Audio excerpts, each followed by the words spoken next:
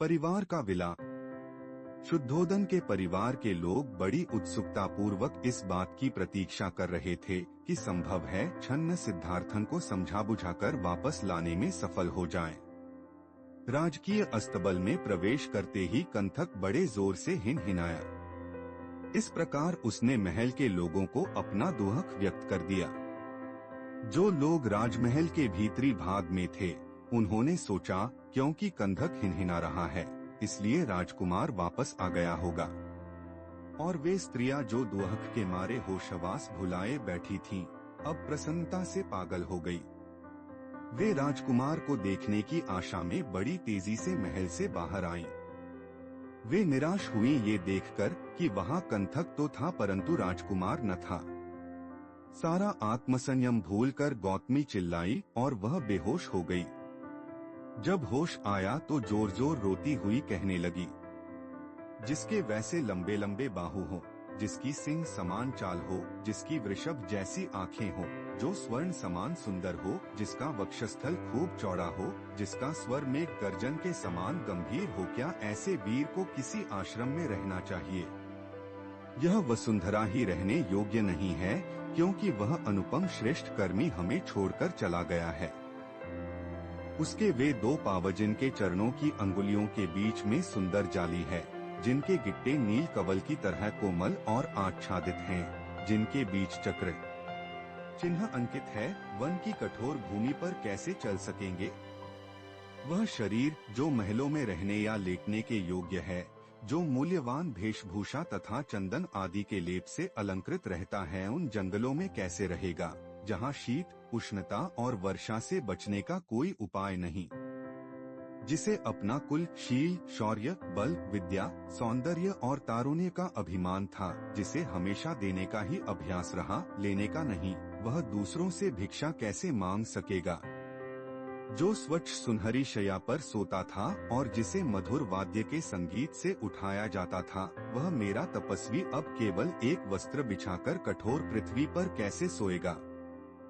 इस प्रकार के करुण विलाप को सुनकर स्त्रियां परस्पर एक दूसरे का आलिंगन कर आंसू बहाने लगी। उनकी आंखों से आंसू क्या बरस रहे थे, हिलाई गई लताओं के फूलों से मधु बरस रहा था। यह भूलकर कि उसने उसे सहर्ष जाने की अनुमति दे दी थी, वियोगाहत यशोधरा भी एक बार ही भूमि पर गिर पड़ी। अपनी धर्मपत्नी को मुझे वह कैसे छोड़ गया? वह मुझे विधवा बना गया। वह अपनी धर्मपत्नी को अपने नए जीवन का संगी साथी बना सकता था। मुझे स्वर्ग की कामना नहीं है। मेरी एक ही इच्छा रही है कि मेरा पति मुझे इस लोक व परलोक में कभी न छोड़े। यदि मैं उसके विशालाक्ष तेजस्वी मुख की ओर देखने की अधिकारिणी नहीं हूँ, तो क्या यह बेचारा राहुल भी अपने पिता की गोद में लेटने का अधिकारी नहीं है?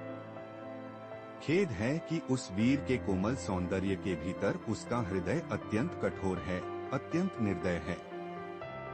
कौन ऐसा है जो शत्रु को भी मुक्त कर लेने वाले, तोतली बोली बोलने वाले इस प्रकार के बच्चे तक को छोड़कर चला जाए?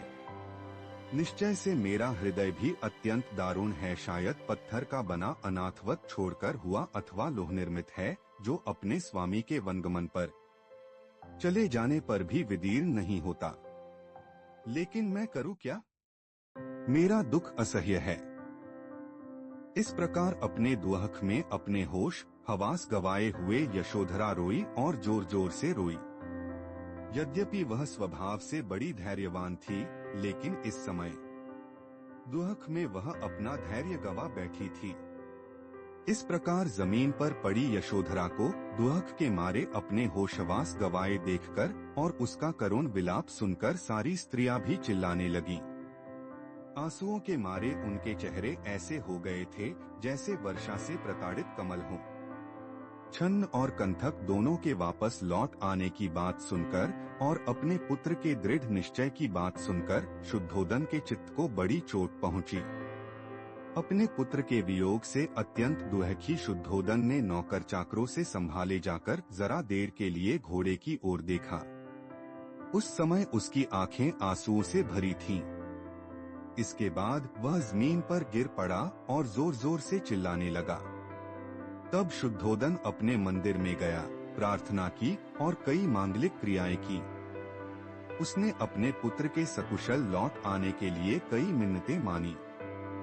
इस प्रकार शुद्धोदन, गौतमी और यशोधरा यही मनाने मनाते अपने दिन गिनने लगे कि हे देव, हम उसे जल्दी से जल्दी फिर कब देखेंगे।